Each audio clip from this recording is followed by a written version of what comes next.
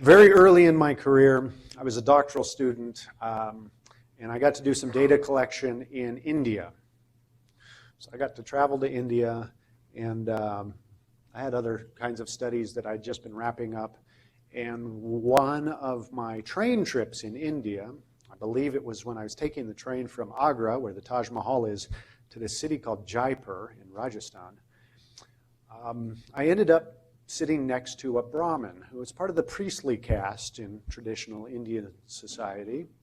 And he asked me, hey, what are you doing here? I obviously wasn't Indian looking, and so we started talking, and I told him what I was doing.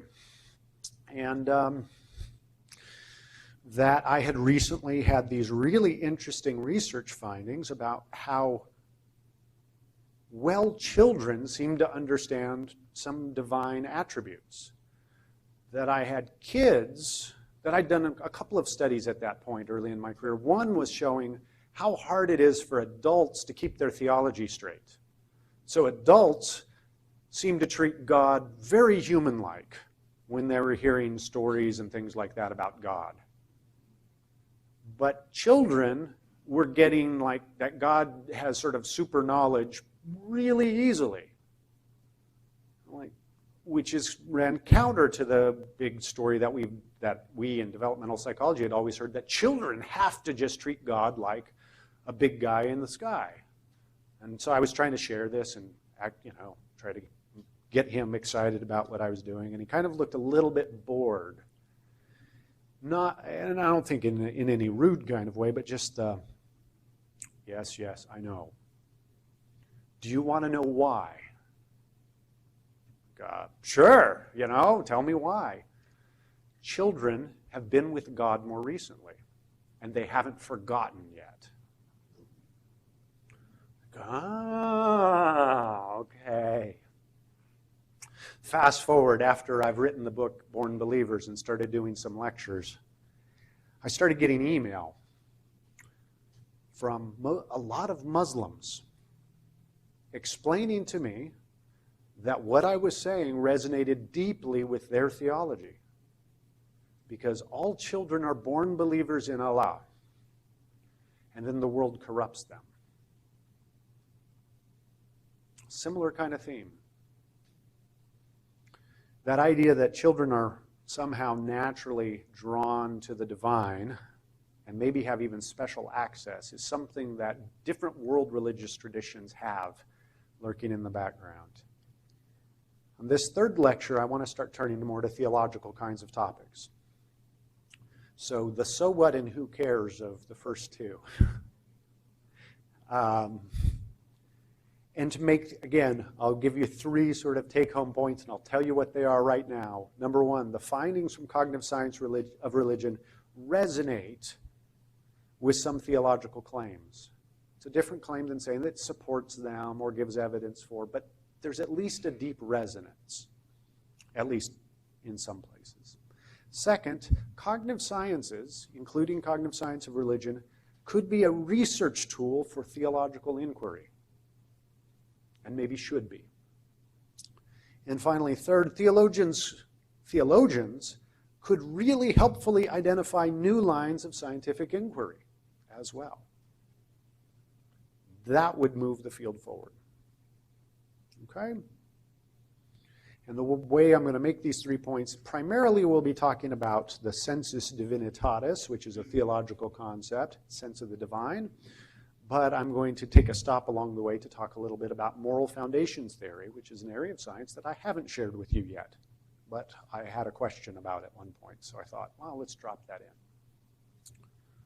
But just to give you a sense for some of this resonance that we find between the findings that are coming out of cognitive science of religion and at least some theological materials. This slide should be familiar to you now, right? That it looks like preschoolers are biased, or we might say predisposed, inclined to see the world as purposefully designed, to think that an intentional agent is behind that design, at least is a reasonable kind of person to play that role. This is not something that's just outgrown, and children know that people didn't make the natural world. So maybe this makes them kind of intuitively receptive to the idea of a creator.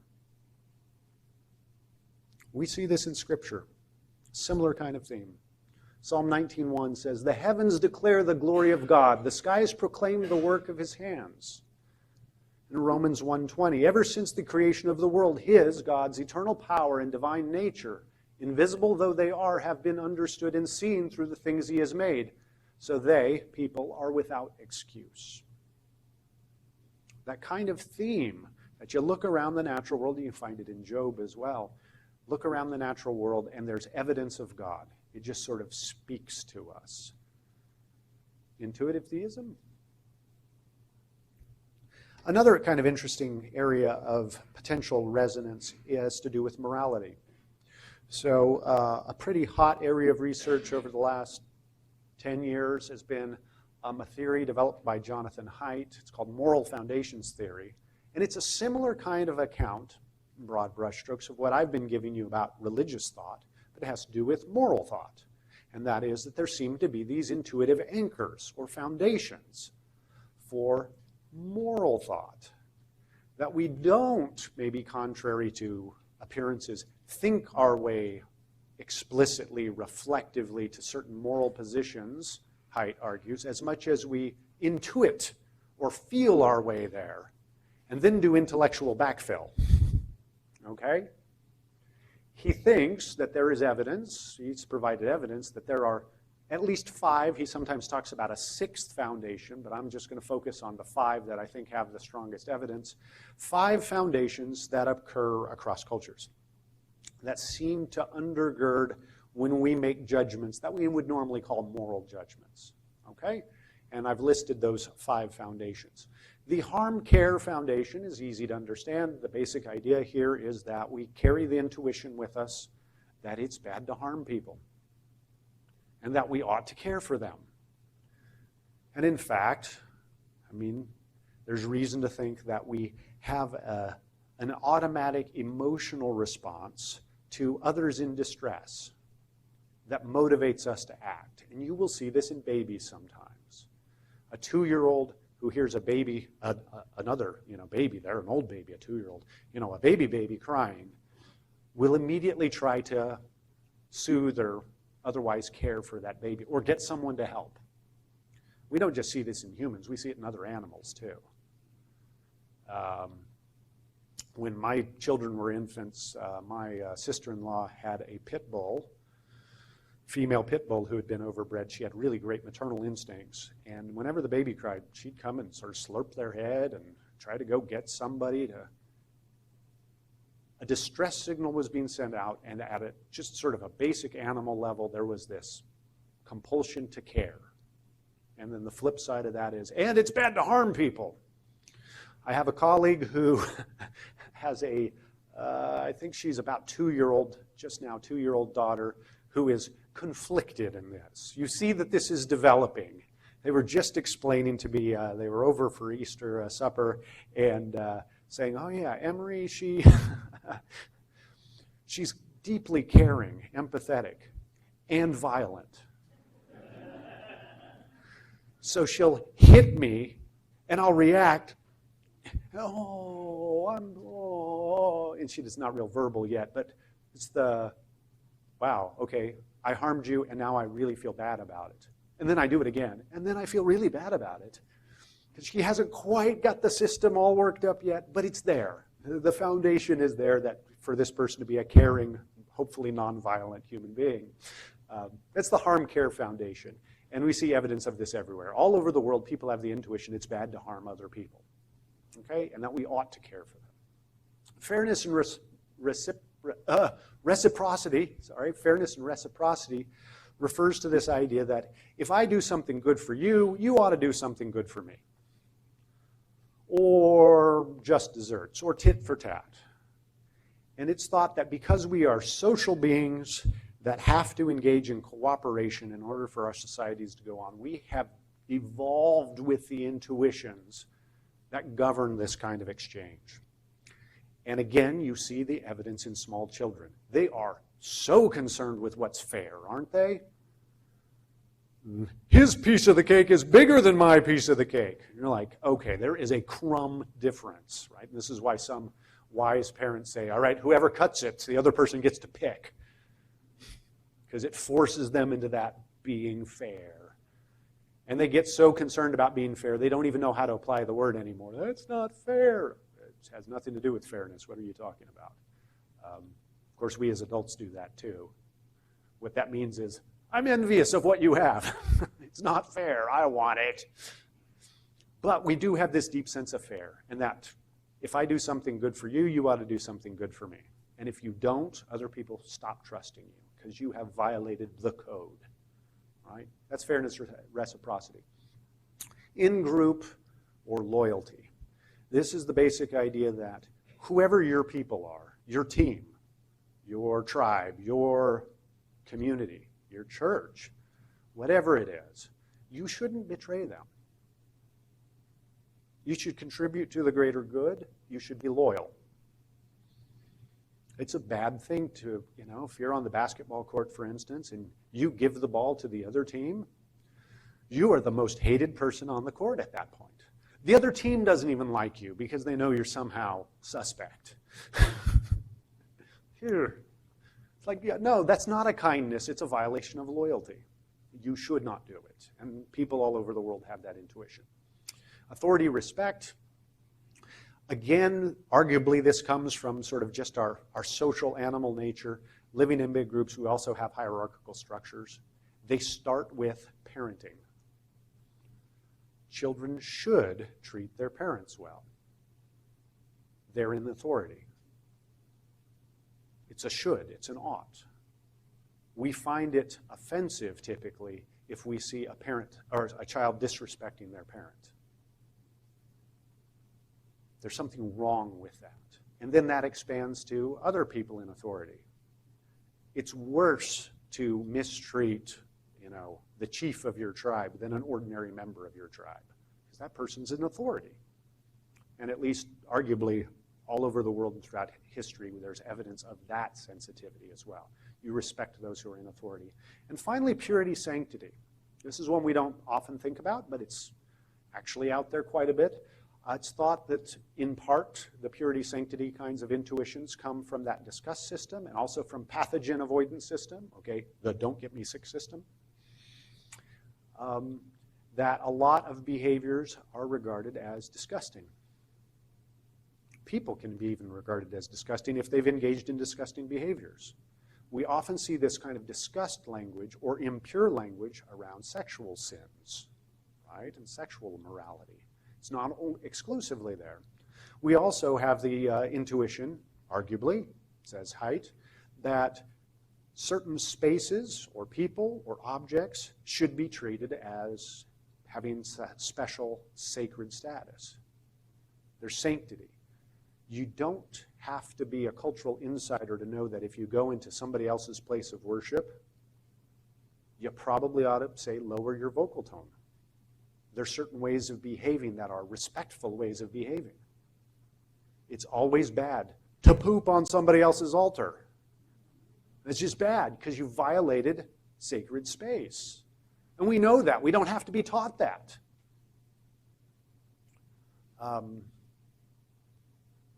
Little story. I was once at a conference with a bunch of those of us who are starting to do this cognitive study of religion. This was many years ago. And I had a colleague there with me, and he and I, this was in Finland. We were out on an island, and we were taking a walk in the woods, and we came across an old wooden chapel that was on this island. And I knew perfectly well that he was an atheist. But it was a cool chapel, and we wanted to go in this and check it out. Immediately, his tones became hushed.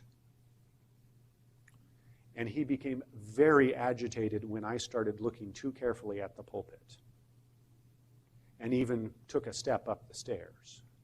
He grabbed my arm to restrain me from going up there. It was completely empty on a property now owned by the university. I was violating sacred space. I told him actually I was entitled to be there, but he had those intuitions. Even though he did not grow up in a faith family, this was not his cultural context, and he was an atheist. So Jonathan Haidt and his collaborators have argued that these 5 intuitive anchors actually help ground a lot of our moral intuitions, and that they are widely shared across cultures. That doesn't mean there isn't variation. Of course there's variation. But these are the building blocks, back to this building block idea, of maybe at least a lot of our moral reasoning. And it leads to us having intuitions that some things are right or wrong before we have reasons for it. Unfortunately, the examples they give in this literature are really uncomfortable, and I don't want to do that to you. You can look them up. So if you're interested in, say, Google moral dumbfounding and incest, for instance, and you'll see what I mean. So without going into really disturbing stuff, the point here is that, oh, sorry, that's called breathing with the microphone a little too close. We'll move it down. My point is that there are similar kinds of foundational dynamics here that suggest then that our intuitions that some things really are right and wrong, it's not just arbitrary, that there's something deeply seated in there, and is actually part of our human nature. We see that kind of idea in Scripture as well. This is continuing on that chapter from Romans 1 is pretty famous for this. So I showed you Romans 1:20. Here's 28 through 32. I know the text is a little smaller. But furthermore, just as they, humans, did not think it worthwhile to retain the knowledge of God. Notice that language, retain the knowledge of God. Not obtain, retain the knowledge of God. So God gave them over to a depraved mind so that they do what ought not be done. They've become filled with every kind of wickedness, evil, greed, and depravity. They're full of envy, murder, strife, deceit, and malice. They are gossips, slanderers, God-haters, so forth and so on. They have no understanding, no fidelity, loyalty, no love, no mercy, care. Although they know God's righteous decree that those who do such things deserve death, they not only continue to do these very things, but also approve of those who practice them. This passage in Romans chapter 1 is often interpreted as laying this groundwork for sort of a natural theology. That Paul here is arguing that humans, by just their very nature, living in the kind of world they do, have this intuition that there's a God based on the creation, and that there are moral rights and wrongs that everybody has sort of a sense of. It's very similar to what Jonathan Haidt is arguing. Again, I'm raising this as an example of where there's a certain amount of resonance between at least some theological ideas and some of the findings that are coming out of this area. And that means maybe then there are some practical tools or applications for theologically inclined people, thinkers, from these areas. And let me just give a smattering of examples, just to whet your appetite for these types of things. A recent book that's sort of working in the same general space by Ara Norenzayan is called Big Gods, How Religion Transformed Cooperation and Conflict. And I've hinted at the basic thesis already in these lectures. The general idea is that once you have societies above a certain size, they need tools for holding people together and regulating behavior. Norenzayan argues big gods do that. What he means is these sort of powerful gods who are morally interested, who can act in this world, not just in the next world, but in this world to punish or reward. And that provides extra impetus or structure for society. And then he ends up arguing those societies actually outcompete basically those that don't have big gods. And that's why we've seen an evolution of big god kind of religions. But then Norenzayan goes on to suggest, and we don't need those gods anymore. Government can do this work. It can give us our moral foundations. It can, we can put CCTV, cameras everywhere to be watched to help us inhibit bad behavior. So religion helped us build these big societies. Thank you very much. We don't need you anymore. Your services are no longer needed. It's kind of his thesis. I'm going a little fast with it. It's an interesting book. But there is a flip side to that kind of argument that I think is an implication of what I've been arguing for the naturalness of religion. And you see that in this book called Homo Religiosus. exploring the roots of religion and religious freedom in human experience. Some of the contributors here are making this observation. Look, and I have a chapter in here, full disclosure, but the argument goes something like this. Well, look, if religion of various sorts are grounded in human nature in a deep way, however you want to ground that, whether it's in these sort of byproduct-y cognitive things, or if it's because this is a deep adaptation that's been with our species for a long time, that should give us pause before chasing it out of civil society. Okay? It's not just arbitrary cultural expression. That there's some wisdom in, the founders of this nation giving religious freedom special protections different than mere freedom of expression. Right? Freedom of expression is not the same thing. Religion is sort of given its own space. Why is that? Well, maybe there's really good reason for doing that, because it's so deeply rooted in our human nature that it is, even if Nur Zion is right, and that other kinds of government structures or social structures can do some of the same work, it may not be the most natural way to do that work in human groups. And so there could be uncomfortable, unintended consequences of not doing it the natural way. It's not necessarily an argument for, it's just let's tap the brakes before trying to chase religion out of the public sphere. Because you don't know what the unintended consequences are going to be if it really does have these strong natural foundations. Okay? So if you're interested in that kind of topic, that's maybe something to look at. Of course, there are potentially apologetic applications here in this area of science. I don't think by itself the science actually gives you reason to, say, believe in God or not. But if you attach with it certain kinds of philosophical assumptions, maybe you can start making a case. I've put pictures of two people two philosophers who I enjoy reading. One of those is Thomas Reid, who is an Enlightenment, a Scottish Enlightenment philosopher. And the man beneath him is Nicholas Wolterstorff, who is a contemporary philosopher. And Wolterstorff has developed some of Reid's ideas. Reid is sometimes called a common sense realist. Contrary to David Hume, in fact, he was often arguing against Hume, he said, look, Reid's basic point was this: if your mind automatically gives you certain kinds of beliefs, intuitions, perceptions, you are perfectly justified in believing those until you've got reason not to. So he's running counter to Descartes and David Hume, who kind of took the opposite view, which is your beliefs are guilty of being bad and wrong until you've got sufficient evidence to believe them. Reid's basically saying nonsense. We've got perfectly good minds for most activities. They work for us. And you are perfectly justified in believing their deliverances up until you have sufficient evidence for kicking those things out. We make mistakes, of course we do. In the sense, he's a common sense realist. You think there's a real world out there? Yeah, believe that. No one has shown there isn't. You think you really exist? Yeah, you're okay in believing that. You don't need to be skeptical about that. No one's given you sufficient evidence for rejecting that idea. You think that there are some moral truths, real things are right and wrong? You're perfectly entitled to believe those up until the point there's sufficient evidence not to think that. Okay, which is kind of the opposite of what you sometimes get in an Enlightenment thought. And Wolterstorff puts it this way: a person is rationally justified in believing a certain proposition which he does believe unless he has adequate reason to cease from believing it. Our beliefs are rational unless we have reason for refraining. They are not non-rational unless we have reason for believing. They are innocent until proven guilty, not guilty until proven innocent.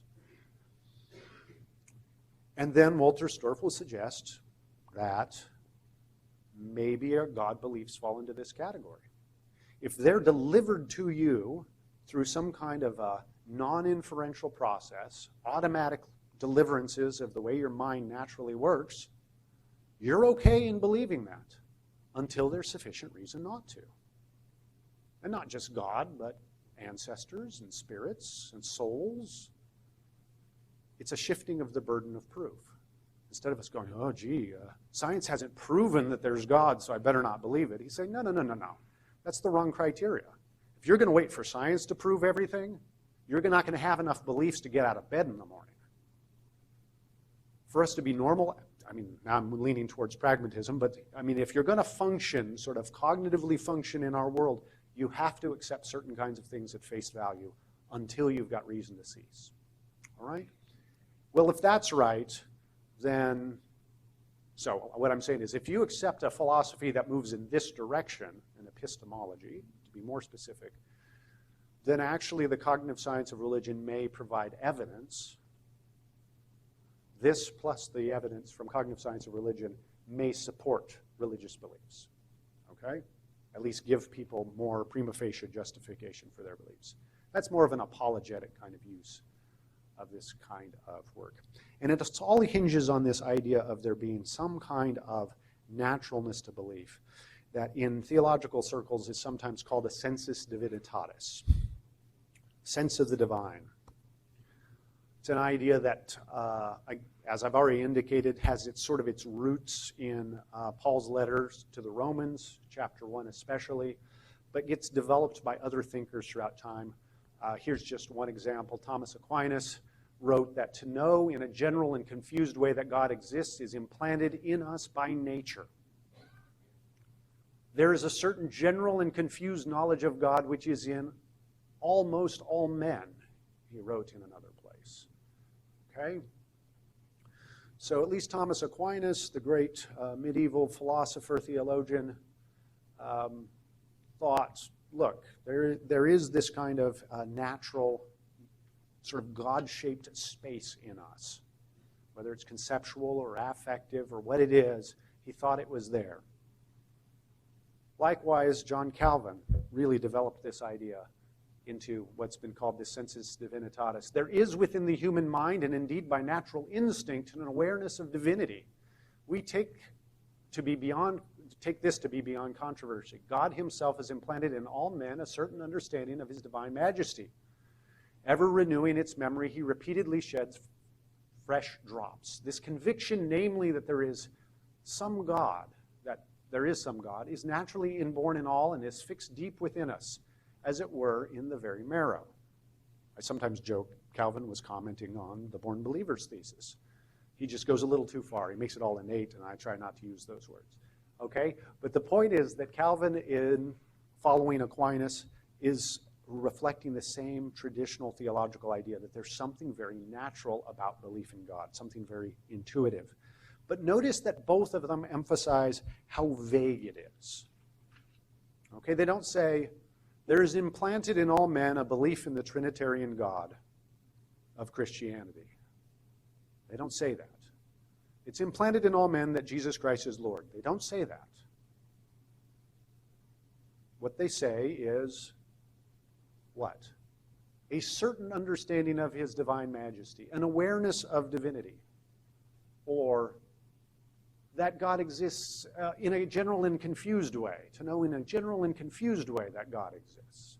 A certain general and confused knowledge of God. That's why it's called Census Divinitatis instead of Census Dei or something like that. It's a sense of divine, something else out there. Now that's a theological construct from centuries ago that seems to resonate a little bit with what we're finding in the cognitive science of religion. But we've just started. And this is where things get interesting. We don't know a lot about this. And there are competing views, theological views, about the Census Divinitatis out there. Even within similar traditions, there are competing views. So Alvin Plantinga, who I've quoted earlier, is a Calvinist. He is a Reformed guy working in the Calvinist kind of tradition. He taught at Calvin College. He was a student at Calvin College. But as far as I understand, his view of the Census Divinitatis is different than Calvin's in some subtle but interesting ways. Calvin, again, as I understand him, and I may have this wrong, I'm not a historian, so the point is there are differences, not whether I've got the details right. But as I understand Calvin, he has this sense that we've got this sort of intuitive sense that there is something bigger, something divine, something not of this world out there. And that sense is constantly sort of churning in the background. And it delivers this very vague sense of divinity, of transcendence, of the something other. Whereas, at least Plantinga's writings seem to suggest Plantinga thinks that, yeah, it's there, but it's kind of latent and dormant, and it gets sparked in very specific circumstances, like when you climb to the top of a mountain and you see an amazing vista, and you're just overwhelmed by this sense of awe and purpose and grandeur, and you just think, wow, God is great. And you weren't even sure you believed in God. So there are these peak moments of awe, say, that really inspire Plantinga to think, okay, it's in those moments we see strong evidence of this sense of the divine. So there's one difference, a general kind of lurking in the background versus a triggered by peak experiences. Another potential kind of difference you might see is, well, how specific are the ideas generated by this sense of the divine? Does it, as I put up there, both Calvin and Aquinas thought that it's pretty vague and incomplete and so forth. Yeah, but how vague? How incomplete? What is built in? What do you get out of it? Do you get, oh, there's something out there? Do you get, there's something out there with a mind? Do you get, there's something out there with a mind and purposes for us? Do you get out, there's something with a mind and purposes for us who loves us, who is creator, who's eternal, who's immortal? Who knows what you get from this? Again, here, it seems that Calvin keeps it really broad, and Plantinga wants to say the deliverances are a little sharper, a little more detailed. Well, could scientific evidence actually bear on these questions? Help distinguish? Well, who's right? Plantinga or Calvin? Or maybe they each have part of the story right. Could science help us in that? I think so. And in fact, one paper I wrote with Kelly Clark is on this topic, as philosopher Kelly Clark. We sort of do a little bit of slightly informed speculation on this, saying, well, where the state of the science is now, it looks like maybe this, if there's a sense of the divine, a Census Divinitatis, it's a little bit like Calvin's in that it seems to be general. It's not a God spot in the brain. It's not an instinct for belief, but it's a lot of different little mechanisms that all are contributing. They're all putting in their 2 cents and supporting this idea of divinity. There's this promiscuous teleology, and there's this agency detection, and then there's this theory of mind that doesn't mind invisible beings, and then there's this sense that there's a just world, and then there's these moral foundations, and they're all kind of throwing they're all buttressing this central kind of idea that there's some kind of divinity, but they're not delivering it all by themselves. So maybe it's more like Calvin's sense in that regard. But maybe its deliverances are more specific than Calvin thought. Maybe Plantinga is more right in that regard. Maybe it is the case that the natural intuition is that, no, there's purpose in the natural world, and that purpose demands someone who designed it, who purposed it, or someone's who brought it about. These are still open empirical questions, but I think they're really fascinating ones at the intersection of theology and science. And I put up here other questions. Does it have a developmental course? Okay, I've emphasized the sort of born believers things and what kids younger than 5 know. Maybe actually, with the right kind of cultural scaffolding, 5-year-olds would have a really strong view of God. That's pretty good. Maybe they outgrow it. There's this idea in developmental psychology called a sensitive period. A sensitive period is a window in development where you have much more flexibility or openness to learning than you do outside of that period. Language is sort of the textbook example. When we are children, we can learn languages a lot better than when we get older.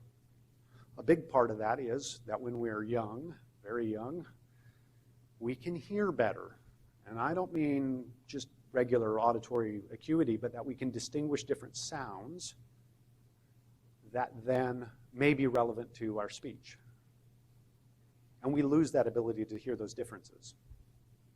Okay, so the difference between, say, a B and a P sound, B and P, It's a subtle difference. They're actually on a continuum with each other, and they have to do with the release of air and so forth.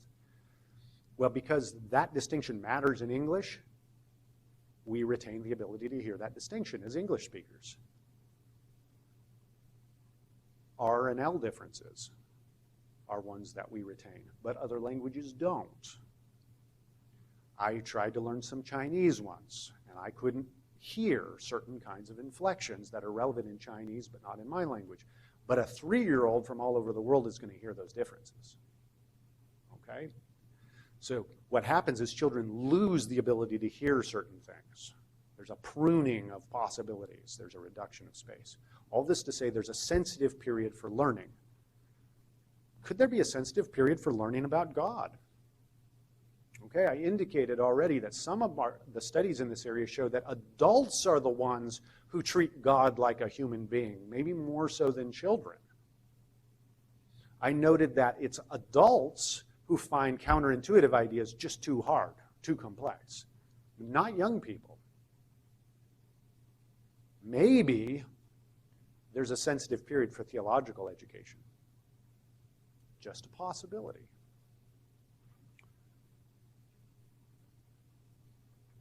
Grace was an example that came up in one of the previous sessions, and I wanted to return to it because it's another interesting example of the same, potentially of the same kind of dynamic, of a potential educational implication for what I've been talking about. So grace in the Christian tradition is this, it's a fundamental doctrine that God gives us all unmerited favor. That is, God gives us more positive than we deserve, more than we've earned. He doesn't hold us responsible in the way that he could for our failings, for instance. Grace. You don't earn it, you don't deserve it. You get it anyway. And in sort of typical language, the only appropriate response to it is gratitude. But I suggested before, grace might rub us the wrong way on an intuitive level. It may be one of these theological doctrines that actually doesn't sit real well with our natural intuitions. And that's why we keep hearing about it over and over and over again. And we've got pastors, ministers of different sorts that feel like, okay, I feel like I'm preaching about grace about half of all of my sermons. It's just not getting through. Well, why is that? Why is it so hard to get through? Well, maybe it runs against some of these natural intuitions, like that idea of reciprocation. That if I give you something, you give me something back. That's fair. And it should be appropriate. If I give you lots and you give me very little, you still owe me. And we see it in each other. I'm very quick to pick out when other people have violated the rules of reciprocation. So sometimes grace just seems like an unfair arrangement, especially if somebody else is getting it and we don't think they deserve it. Because our intuition is, no, you get what you deserve. Of course, when it's extended to us, we might be happy that we've been forgiven of something, or we've been given an extra good thing that we didn't earn, and we're sort of happy about it. But we might have this lingering feeling that, okay, now God, what do you want from me? What do I owe you? And I don't like to owe anybody. I need to discharge that debt. So it may push our intuitions to the trying to earn God's favor, because grace is just too foreign.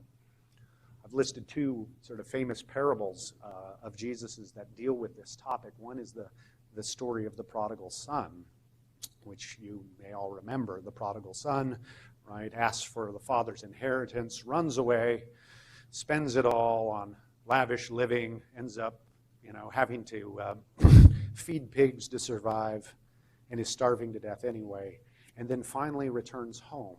And the father welcomes the prodigal home with open arms.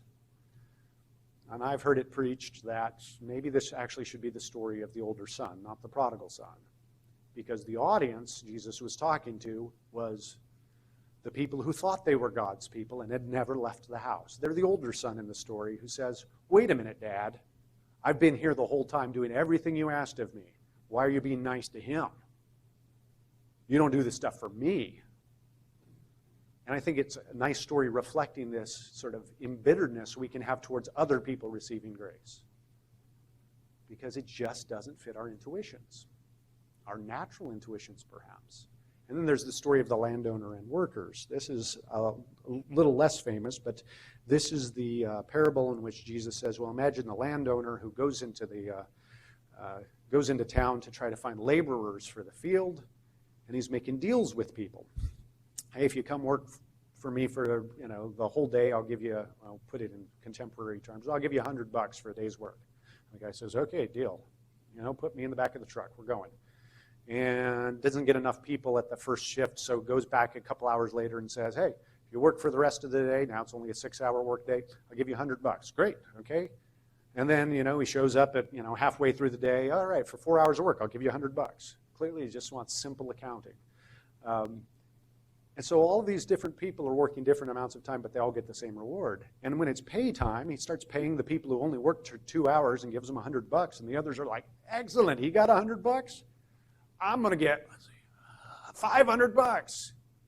And when it gets to them, who worked the whole day, he says, here's your $100. Whoa, wait a minute. That's not fair. Why, didn't you agree to the $100? I haven't violated any deal I made with you. If I want to be generous to them, why? How's it your business? But it's not fair. Is that right? So is that trafficking on that fairness reciprocity foundation? Is that getting in, and it's a story about grace, is that getting in the way of our idea, a theological concept of grace and it being acquired? I wonder, then, is there a development of grace? Could it be that people of different ages have different receptivity? And part of my wonder about this, and it really is a wonder, is these little anecdotes that I see in children. That sometimes children can show such immense gratitude for little things. And they don't seem to be bothered. Sometimes they get all persnickety about the fairness thing. But in terms of extending, somebody giving them an amazing gift, they don't suddenly go, okay, what do you want in return? Oh, wait a minute. Okay, I'm obliged to you now. They're used to their grandparents giving them good gifts. And the only appropriate response is gratitude. Could it be that these moral foundations that maybe lead to grace being counterintuitive, if grace were taught the right way at the right time early in development, wouldn't be a problem anymore? That our moral foundations get tuned up the wrong way. And that's what's getting in the way of maybe understanding the concept of grace and accepting it. I just wonder. More PhDs to be had.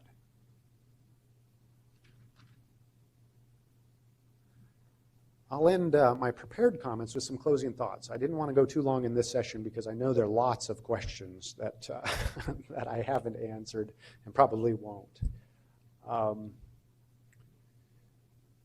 But I want you to notice, before I get to what's written up there, I want you to notice a couple of things about how I presented those different theological wonders.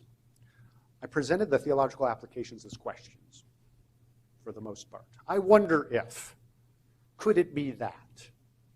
Maybe an application is. And the reason I did that is we don't know enough. We, the scientists, don't know enough.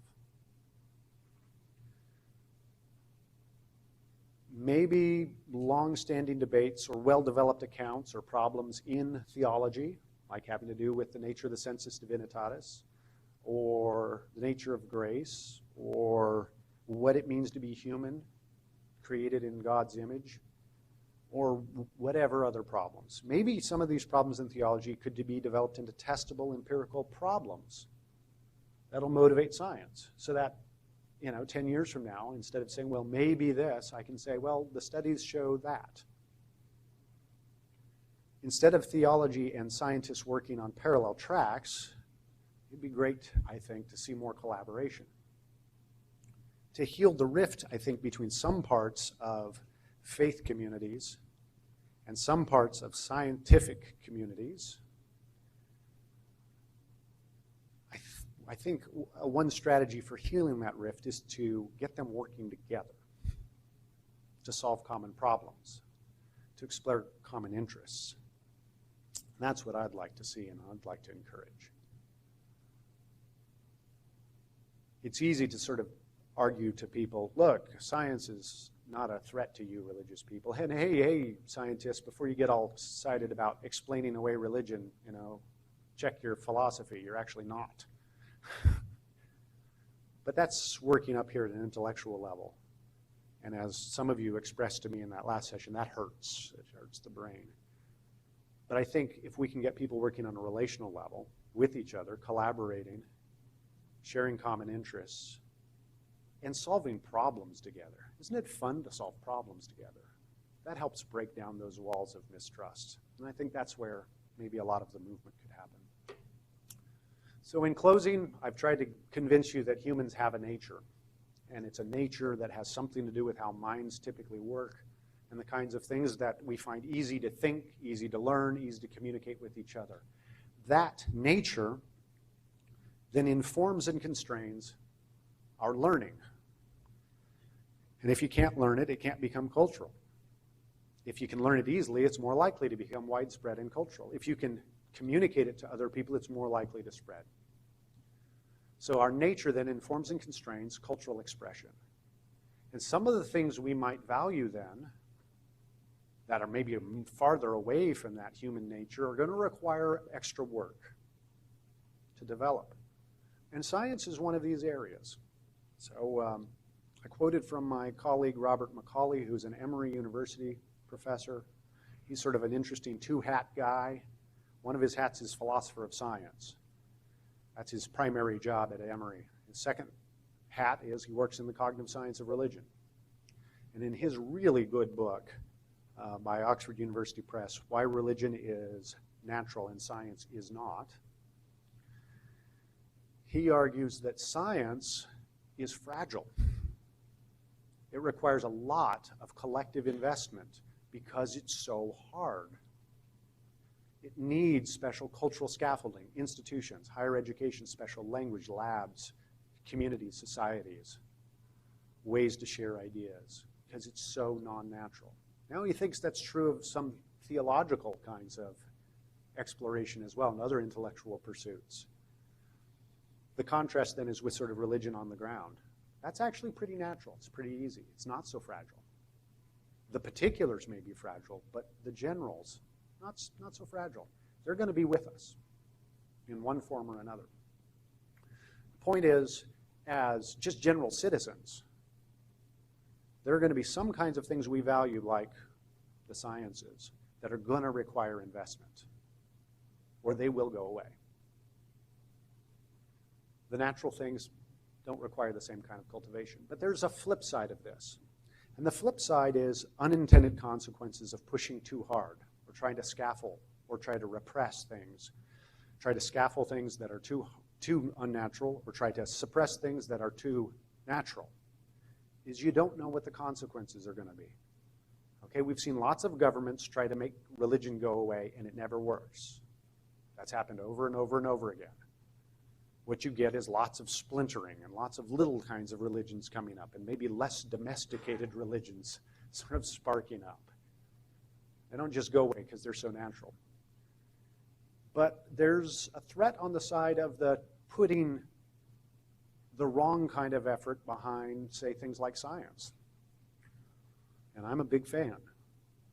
But because it's so unnatural, because it's hard work, because it requires these special kinds of cultural conditions, it's not going to be easy for everyone. People are not timber.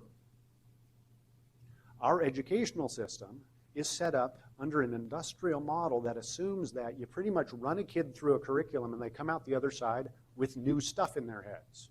It's that blank slate or sponge model of the mind. We've got to get away from that. There's lots of enthusiasm about teaching STEM subjects. I'm enthusiastic about teaching STEM subjects. But if we try to make every kid into a nuclear physicist, there are going to be a lot of miserable, anxiety-ridden people in this world. Because we can't all do it. Besides that, then who would actually make things go? I've worked in enough institutions of higher education. 90% of what goes is not the wise guys with the fancy degrees. It's everybody else who have real skills. And, okay, I won't throw my guild under the bus too much, but you get my point.